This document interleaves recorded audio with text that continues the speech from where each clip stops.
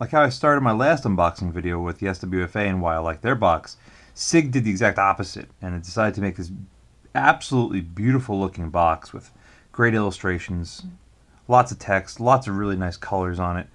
And you know what? It is really nice to see. Yeah, I know it probably cost them more money and blah, blah, blah, blah, blah, but every once in a while it is nice to see something that's, well, nice. It is made in China, but you know what?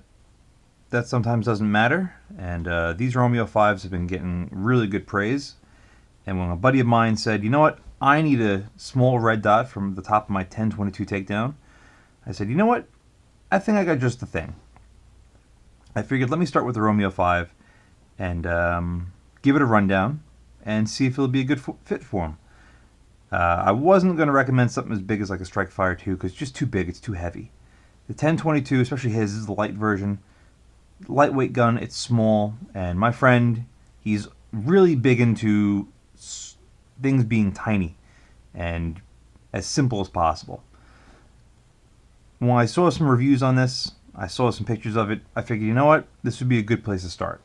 And I've wanted to get my hands on a Sig product for a while now. I do have one of their Kilo 850 rangefinders, and it is supremely nice.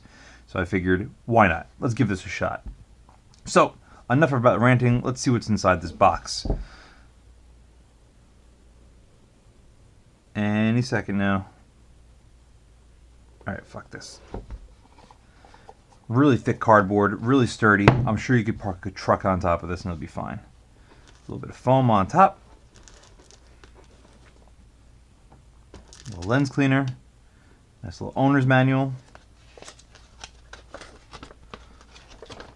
That's basically as simple as it gets. A couple things that you don't really need to know about other than that it turns on and off. Okay, that's about it. You can find those online anywhere. But here's the real meat and the potatoes. Good little box. Everything's packaged exactly how I'd expect it to be. Right in your face, easy and accessible. Let's pull out this little scope and let's see what we've got here.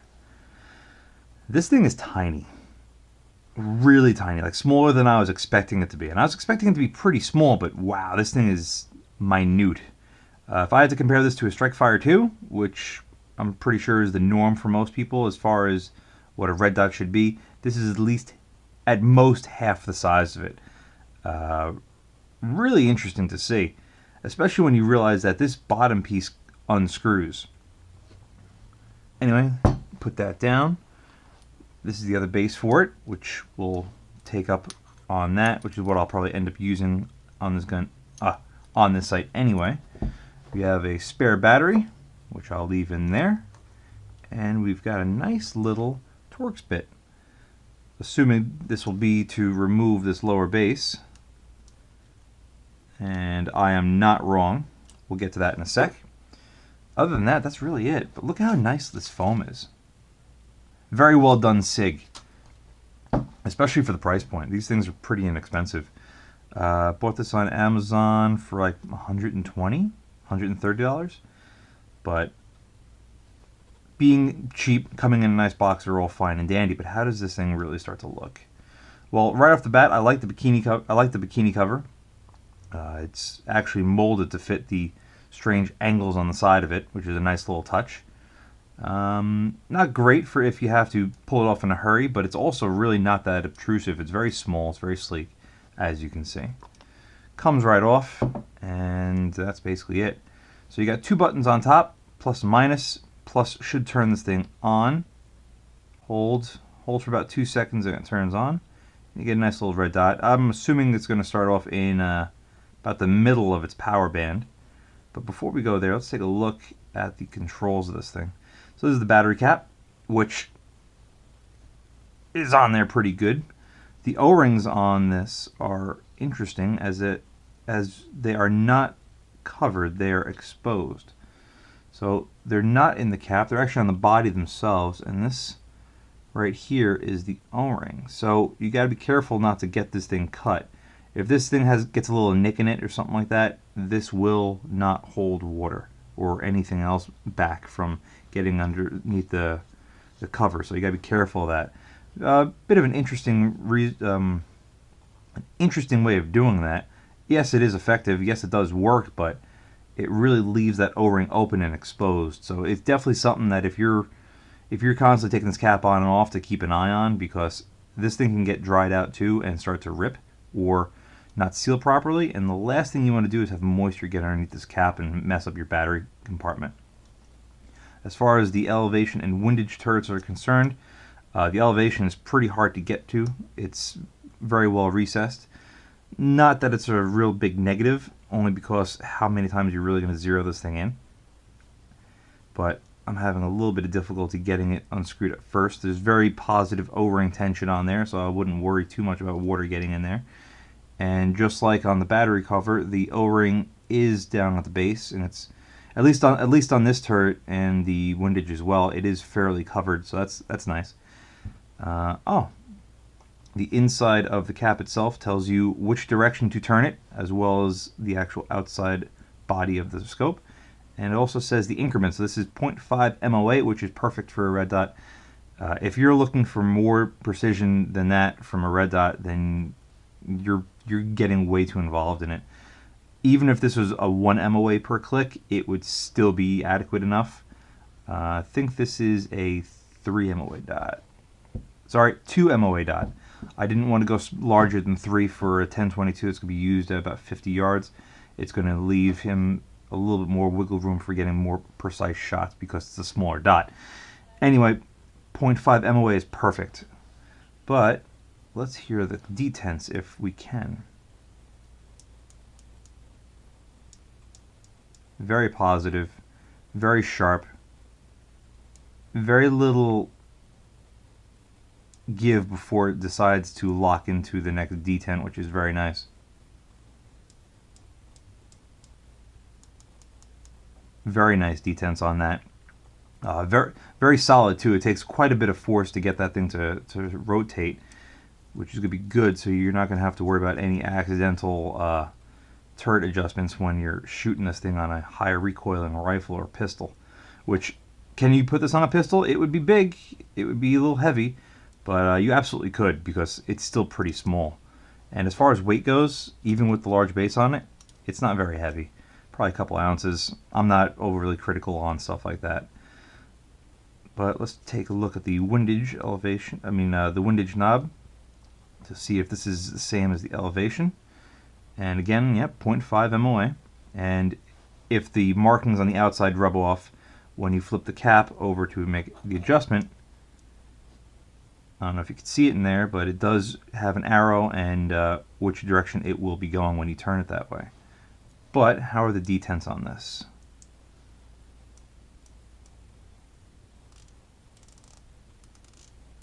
Just as good as the elevation. Really nice. Well done, Sig, so far. The glass on this I'm expecting to be, well, pretty simple. Zero magnification, of course, it being a simple red dot.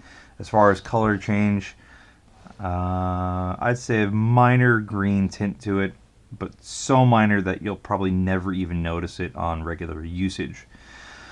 Enough of that. Let's see what this red dot looks like. So we're going to press and hold the positive button for about 2 seconds. Comes on, I'm going to guess mid-range. Now, if I remember correctly, there's 10 total clicks of adjustment, 2 of them being night vision. So if we go all the way down, let's count. 1, 2, 3, 4, 5, 6, 7, 8. I can't see it. 9, 10. Let's get it all the way down, which I want to assume where we would be at 1, which would be night vision 1, night vision 2, 1. There we go. We could see it. So that's 2, 3, 4, 5, 6, 7, 8, 9, 10. And there we go. 10 is very bright. But there is a big difference between 9 and 10. 9 is not too bad. I mean, this room is fairly well lit, and even though I am against a black backdrop right now, it's not overly blinding. But 10 is definitely bright. I have no doubts that's going to be bright enough in daylight, but in super bright day, like midday in August, something like that, or even against a very light background like snow? I don't know. I guess we're going to have to test that. As far as bleed through from the front, yes, there is a little bit. Let me shut the lights off in just one sec. You didn't see nothing. Let me shut off the lights. So at maximum power, which I know you're not going to really be using at the dead of night, you can see it clearly through the front. But let's click it down one. And it's still visible. You can still see a small red light, but it's not too bad. Anything less than that, though, it's very, very minimal notice. Now, I do have an astigmatism, but usually red dots do not bother me. However, with this, it is coming up as a bit of a snowflake as opposed to a nice clean dot. I did not have that problem with the Strikefire 2, nor did I have that with my EOTech XPS 2-2. So maybe it's just because I'm in a dark, maybe because I'm inside, I don't know, but that's something I'm going to have to keep an eye on. Anyway, enough of that for now. Let's take off this bottom cap and really get to know how light this thing is.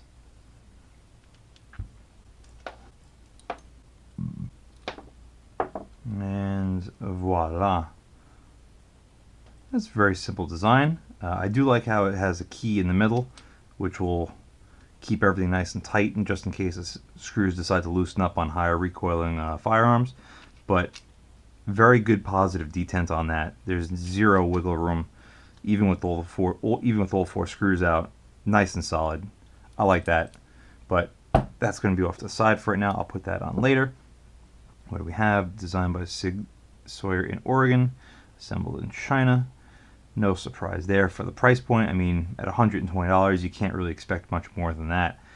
One thing I did notice is just by handling it like that to remove the base, I got fingerprints all over this thing. I was trying my best to avoid that, but with an optic being this small, with the glass being so far on the outside, there's only so much you can expect from it getting dirty quickly. At least with the glass being so close to the end, that you could at least get in there and wipe it off pretty quickly and fairly efficiently. Overall, this seems like a pretty nice package. I don't mind that the battery cap is so exposed, but the problem is these buttons really don't have a very pronounced profile to them, and you really have to. I'm sure muscle memory will compensate, but you really can't tell which one's which until you look at it. There is a bit of a taper to this block up on top, but it's very minute. You probably wouldn't even notice that with your finger.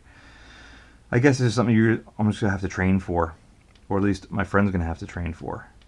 Other than that, it seems pretty nice so far. It does seem well built. The finish on this is good enough. There is what appears to be some residue from blue Loctite on the bottom of these screws. However, these screws did not seem tight at all, so something to keep in mind. Don't pull this out of the box and put it straight on your rifle. Pull it off, take out the screws. I'm going to have to clean this up. I'm going to have to go in there with a little bit of alcohol or even acetone, pull up whatever residue is on there, and re-blue Loctite these. In fact, you can see the white powder on these threads. This was Loctited at some point, and it absolutely should. These are very small screws. These are probably like 1032s, maybe even 832s. And very advisable to make sure that these are Loctited properly before you secure it to a firearm. That's basically it. It comes in a nice box. It's got a great presentation. It seems well built so far. I'm sure as far as tracking goes, it's going to go where I want it, and that's it. It does have some nice features that I'm not going to bother you guys with. You could read that up on SIG's website or anywhere else for that matter. Overall, though, the turrets are really nice. The cap is pretty nice. The O-ring being exposed, I'm a little wonky about, only because I don't want to see this thing get ripped. And with it being so exposed, like I said, constantly taking it on and off, there could be abrasion happening to it. At least you'll be able to see it because it is exposed, and you could take it off fairly easily. I'm sure you could take it off with a fingernail if you have one long enough, but it just irks me out. The elevation and windage turrets do not have that issue. The buttons on top, I don't mind them yet, but I can see them being a little bit difficult.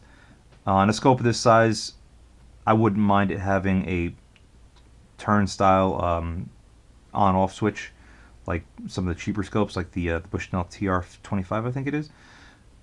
I do understand why they did it like this, to minimize profile of it, because a switch like that will push it out a little bit more. This is pretty streamlined, and like I said, it's tiny. I mean, look at this thing; it's tiny.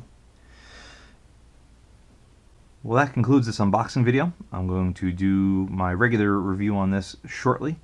I'm going to put this actually head-to-head against another optic, not in its price point and not micro red dot like this.